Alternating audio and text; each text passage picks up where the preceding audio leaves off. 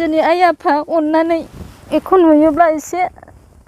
जि number होदों बेयाव अननानै कन्टेक्ट खालामनानै हरो लाबोफिनो आं रायजो राजा आइ आफा बिब' बिनानावनि सिगाङाव आं रिकुवेस्ट बेखौ अननाय लुबैदों आरो मोनसे खोथा जोंनि हारियाव आं लाजिनाय मोननानै सिगाङाव होआखैमोन जोंनि बर' हारिनि मोनसे कालचार बायदि जाबाय नालाय आं गोबां लाजिनानै थादों आङो मोनसे कालचार बायदि खालामबाय जोंनि हारिया होननानै आं सानै थादों मिडियायाव आं होनो गोसो गैयामोन नाथाय उफाय गैया अननानै गिबि राव आंखौ रायजो राजा नोंथांमोना आंनि गोरोन्थिनि थाखाय निमाहा होदो दा आंनि हिन्जावा खारनानै दङ दा अबाव दं बेखौ जेबो मिथिनो मोनाखै दिनैसिमाव थांनाय 21 थारिखनिफ्रायनो खारनानै दङ दा दिनैसिम जेबो खबर गैया बेनिखायनो आङो दा जानो थानो मावनो दांनो आरो फिसाफोरखौ लिरनाय फरायनाय गासैयावबो आङो गोबां उसुबिदा खस्थ' मोनबाय बेनिखायनो गथ'आ जाबाय 4 बोसोर जाबाय नाथाय दा हनै स्कुलाव थांनाय जानाय लोंनाय जेबो गोजोना जानानै दङ जेरैबो उसुबिदा बिमाखौ नागिरबाय थायो नामा गथ'आ बिमाखौ नागिरबाय थायो गथ'आ बिमाखौ नागिरनो माने दा नै सिन्थाजों एसे बोरैबा जाया लोङा खालामबाय थायो मानसिया हारसिं गोदाव सोराव हाग्रा बंग्राबो थांलाबायनो नागिरो दा नायनो थाखाय मानसिबो गैया दा न'खराव आंहाबो रावबो मावनो गैया आं हारसिं थानांबाय थायो मा नाम नोंना बुरैनि नामा मा नाम आंनि हिन्जावनि नामा जाबाय माइनाव बसुमतारी आंनि नामाव जेनेबा बसुमतारी जायो गावसिनि टाइटेलावबो बरगयारी ओमफ्राय जायखिजाया आङो दा सानदों रायजो राजाफोरनि अननाय मोनगोन साननानै आङो दा दिनै मिडियानि गेजेरजों खावलायनो सानबाय आं मिडियानि गेजेरजों आङो बेबादिनो होनोबो सानाखैमोन आङो बेबादिनो गोबाव सम जानायखाय जेबो राहा मोनैखाय जेबो खबर मोनैखाय आङो दा मिडियानि सिगाङाव फैनो गोनां जाबाय नाथाय आं बे मिडियानि सिगाङाव आं फैनो गोसो गैयामोन दिनै बेबादि जेबो खबर मोनैयाव जेबो बेबादिनो आं जेबो मिथिनो मोनैयावहाय बेबा बबाव दं बेबा बबाव थांदों बेखौ आं जेबो मिथिनो मोनाखै बेनिखायनो दा आङो रायजो राजा नोंथांमोननियाव आङो दा बे आंनि हिन्जावखौ बबेबा जायगाफोराव नुसनबायोब्ला बबेयावबा खामानिफोर दामानिफोर मावनानै दङब्ला अननानै गुरैयै आंनो बिदिनो कन्टेक्ट नाम्बारावहाय हरना होबानो जाबाय फनफोर रायलायोमोन नामा सिगां सोरबा हौवाफोर आं बे फनफोर रायलायनायफोरखौ सिगांथारावहाय मोनोमोन नाथाय दा आं बेखौ आंथ' न'आवबो थानाय जाया आं बेखौ जेबो मिथिया दा बियो सोरजोंबा दं ना गावनि जाथि खुरमानाव दं ना अबेबा थाखोमानानै दं आं बेखौ जेबो मिथिया नाथाय गाव बुंनाय बादिब्ला आं रावजोंबो फैयाखै आंखौ हौवाफोरजों फैदों साननो नाङा होननानै बुंहरदों नाथाय आंबो बेखौहाय दे गनायनानै लादोंमोन नाथाय बियो आंनो दिनैसिमाव खेबसेबो फनबो रायलायाखै आरो SMS बो हराखै बेनि थाखाय आं दा गोदाव सोराव जानानै दं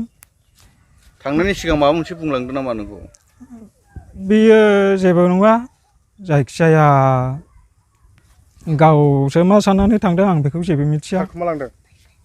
जायखिजाया बियो गाव हारसिङै खारखोमानानैसो थांदों दा मा खावलायगोन नोंनि बुरैखौ न'सिम फैफिनजानो आङो जिखि जाया आङो फैजानायखौ लुबैयो नाथाय आङो बिदि गारनायखौ लुबैयाखै गारलायनायखौ आं सानाखै आं माब्लाबा बेफोरबादिखौ साना आङो दा आं फैजानो लुबैयो आं मालाबाबो गारनायखौ सानाखै बे उन्दै गथ'खौ लानानै आं मा खालामनो न'खराव आंहा रावबो गैया आं दिनै गोदाव सोराव जानांबाय नाथाय आं बेबादि जागोन होननानैबो सानाखैमोन अननानै जायखिजाया मानोबा बे न'खरसिम फैफिनदों मानोना आं बेबादि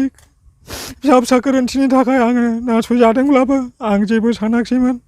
नाथाय बे माइनावासो आंखौ मा सानदों नाथाय बिनि गासिबो साननाय हनायफोरखौ आं